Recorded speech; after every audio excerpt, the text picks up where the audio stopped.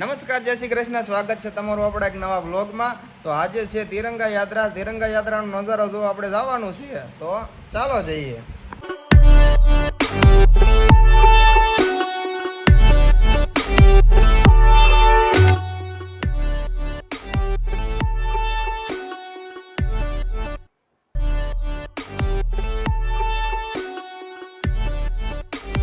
મિત્રો, અહીંયા પબ્લિક વધારે હોવાના કારણે આપણે સારી રીતે વિડીયો શૂટ નથી કરી શક્યા.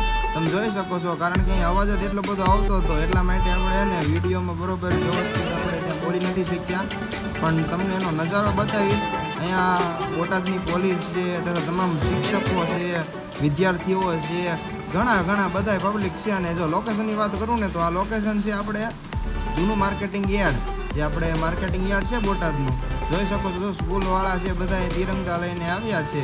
બધી સ્કૂલના વિદ્યાર્થીઓ છે, તમે જોઈ શકો છો.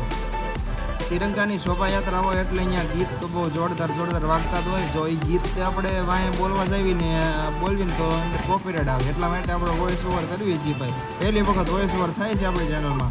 કેવું લાગે છે એ તો કહેજો, બરોબર? તો પછી આપણે ક્યારેક વોઇસ પર બને ત્યાં સુધી તો વોઇસ ઓવર નહીં જ કરીએ, કારણ કે આ વસ્તુ આપણે વ્યવસ્થિત બતાવીને તો ઠીક રહે. અને જો બધી સ્કૂલના વિદ્યાર્થીઓ છે, તમે જોઈ શકો છો.